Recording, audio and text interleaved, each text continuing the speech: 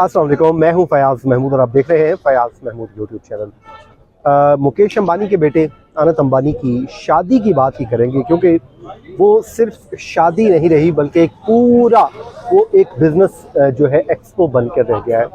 दुनिया के बड़े बड़े बिजनेसमैन बुला लिए गए और वहाँ पर ना सिर्फ डील्स की गई, अरबों डॉलर कमाए गए, बल्कि अपनी ही शादी के ज़रिए अपने ही मुल्क का जो कल्चर है उसको प्रमोट भी किया गया। तो देखें, ये एक आइडिया है जो उन्होंने लेके आए और उसी आइडिया पर उन्होंने काम किया, जिससे ना सिर्फ उनकी शादी जो है वो वर्ल्ड वाइड डिस्कस हो रही है, बल्कि उन्होंने उससे अपने कंट्री को भी ज़रूर फ़ायदा पहुंचाया। तो मेरे ख्याल में इसमें तो किसी को क्रिटिसाइज़ करने की ज़रूरत नहीं है। जो लोग कह रहे हैं कि जी देखें ये पैसे की नुमाइश है, ठीक है, ये उनका कमाया हुआ पैसा है और अपने पैसे को अगर वो कमा कर अपने बेटे की शादी पर, अपने बेटी की खुशियों पर लगा रहे, तो इस पर किसी को एतराज़ नहीं होना चाहिए। लेकिन इस शादी के पीछे एक बड़ी स्ट्रगल है, क्योंकि कुछ ऐसी चीज़ें हैं जो हमारे साथ मुमताज़ साहब मौजूद हैं। हम इस्लामाबाद के एक ढाबे पर बैठे हैं जहाँ पर पब्लिक में, क्योंकि ये बात हो रही तो हमने सोचा जी हम पब्लिक एरिया पे बैठते हैं। मुमताज़ साहब, आपका बहुत बहुत शुक्रिया। मुमताज़ साहब, आप इस शादी को कैसे देख रहे हैं? लोग तो इस पे कोई क्रिटिसाइज कर रहा है, कोई इसको बड़ा सराह रहा है, आप कैसे देख रहे हैं? देखें फयाज साहब, मैं सबसे पहले तो आपको जो इसका एक तो आपने बात की, वो सारी तो है, चले सारे बिजनेसमैन आ गए, लेकिन जो इनके बेटे की स्टोरी है, जो इनके बेटे शादी हो रही है, जिसकी शादी हो रही है, आप उसको देखें कि उसने अपने आप को कितना ग्रो किया, कितनी स्ट्रगल की कि ये एक डिजीज का शिकार था। ठीक है, दमे की बीमारी जिसको हम कहते हैं आम अल्फाज में, जिसको हम कहते हैं। तो वहाँ पे इसका वेट 208 kg, 208 मेडिसिन जो दी गई, स्टेरॉइड किया गया, उनसे 208 kg इसका वजन हो गया था, बहुत हैवी वेट। अच्छा, इसके बाद अब आप उनकी स्ट्रगल चेक करें कि योगा और वॉक और डिफरेंट एक्सरसाइजेस के बाद उन्होंने 18 माह में अपना 100 kg 100 kg अपना जो है वो वेट कह रहे हैं 108 kg, उसमें वो ना सिर्फ डाइट का उन्होंने ख्याल रखा, बल्कि 21 किलोमीटर वॉक करते थे। वो अपने अपने हवाई गांव में चले गए, वहां पे वॉक करते थे, अपने जो खेत थे उन्होंने वहां पे वॉक करते थे। अब आप यहाँ पे देखें कि कितनी स्ट्रगल की उन लोगों ने। अब बड़ी एक इंस्पिरेशनल स्टोरी है, बहुत ज्यादा। वो अब इसको, क्योंकि 100 kg अपना वेट वापस लेके आना ये बहुत आसान नहीं है, सबसे मुश्किल टास्क है। इट मीन्स कि उन्होंने डन किया है इसको। सेकंड, हम अभी इस चीज़ में नहीं पढ़ते कि कौन उन्होंने नुमाइश की पैसे की या कुछ भी, ये तो एक डिफरेंट मैटर है। बेसिकली आप देखिए मसला क्या है, आपने जब अपना पैसा कमाया है तो सबसे बड़ी बात यह है कि चाइना आपका हमारा इंडिया का सबके नेबर भी है और डेवलप्ड कंट्रीज है।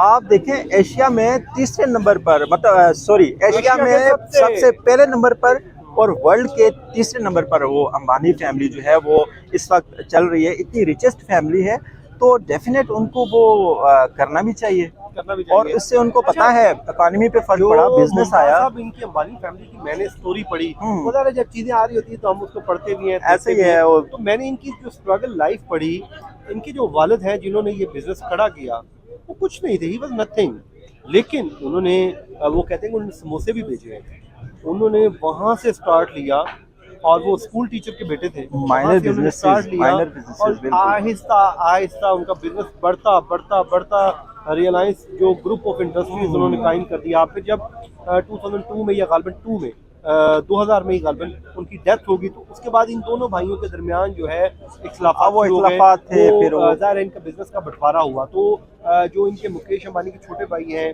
उन्होंने बिजनेस कुछ ले लिए, कुछ इन्होंने ले लिया, और मुकेश अंबानी ने उनको वो बिजनेस दिए जो वो लेना चाहते थे, जिसमें उनका एरिया ऑफ इंटरेस्ट था।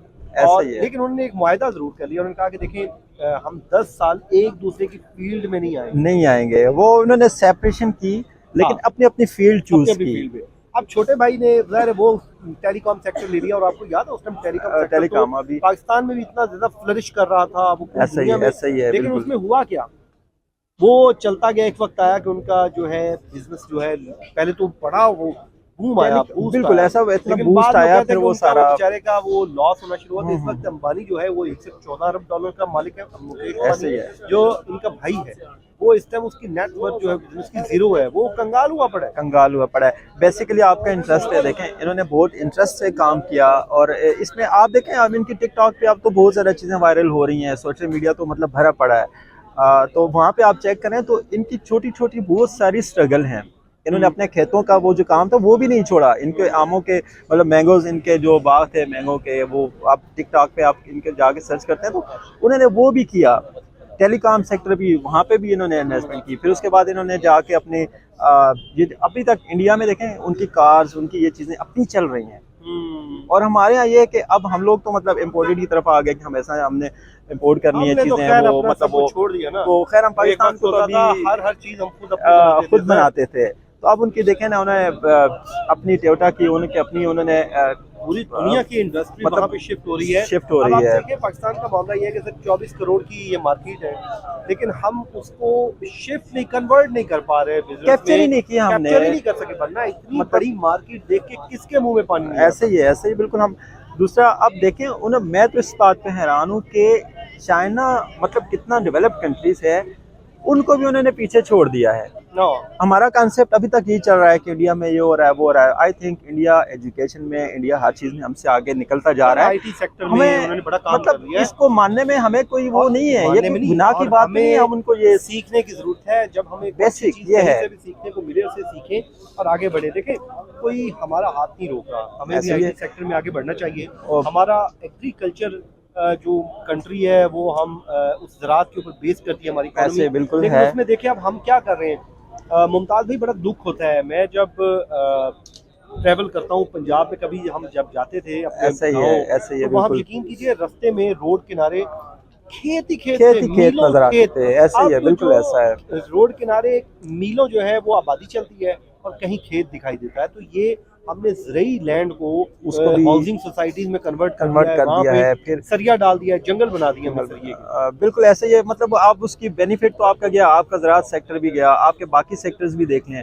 बेसिकली ये कि हमें बिजनेसेस को आसान बनाना होगा और ये गवर्नमेंट भी कुछ इसके इनिशिएटिव लेगी तो तभी पॉसिबिलिटी होगी कि हर्डल्स नहीं आनी चाहिए। जो भी बिजनेस करना चाहता है आप उसको स्कोप दें जी, उसके लिए क्या हाँ, मतलब हम उसको मजीद किराने की दुकान बनाए तो उसके पास वो जो वेट करिए कंडा रखा होता है, वो आ जाता है जी कंडे दा तुसी जी लाइसेंस नहीं बनवाया, लाइसेंस नहीं बनवाया, इस तरह से फलां तरीक नूं बंद करनी ओदा लाइसेंस ऐसा ही है। खोलनी। मतलब आप एक एक चीज को इतना मुश्किल बना दिया है। मैं कहता हूँ कि बिजनेस को इतना आसान बनाओ भाई, ताकि लोगों को इन्वेस्टमेंट निकालने दो, लोगों को इन्वेस्टमेंट करने दें। लोगों को जब आप इन्वेस्टमेंट करने देंगे बिजनेस, अब अंबानी क्या कर रहे हैं, अंबानी बिजनेस जनरेट कर रहे थे। वो जो डिज्नी का ऑनर आया है उसने आके अपना जो बिजनेस है रिलायंस के साथ जम कर दिया।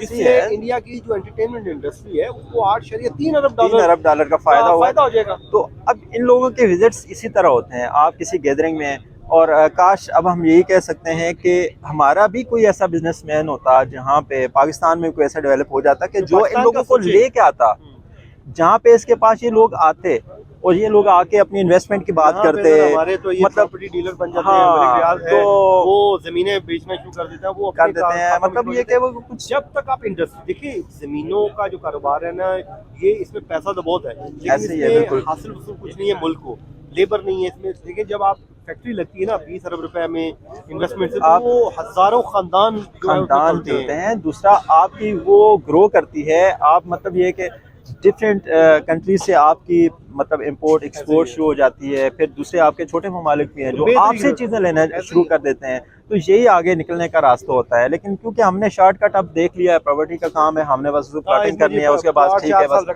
उसके बाद वो साइड पे हो जाना है। और बेसिक इंडस्ट्री की तरफ भी नहीं गए और हमारी जो एजुकेटेड हैं उनको आगे जगह भी नहीं मिली, उनको हम कह रहे हैं कुछ बाहर चले जाओ।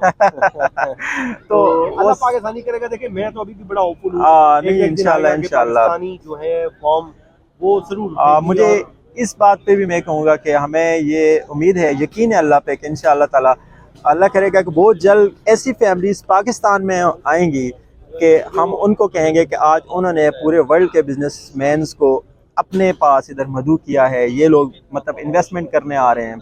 और इंशाल्लाह उम्मीद है कि इस तरह की मतलब इन फ्यूचर इंशाल्लाह अल्लाह करेगा कि कोई ना कोई ऐसा कुछ होगा। हमारे सुनने वाले नाज़रीन को अपने ज़मान में रखें, अपना फीडबैक देना मत भूलिए, और अगर आपके ज़हन में पाकिस्तान की बेहतरी के लिए कोई आइडिया हो तो वो भी ज़रूर शेयर कीजिए। मुझे और मुमताज़ साहब को दीजिए इजाज़त जी। थैंक यू, याद रखें। अल्लाह हाफ़िज़।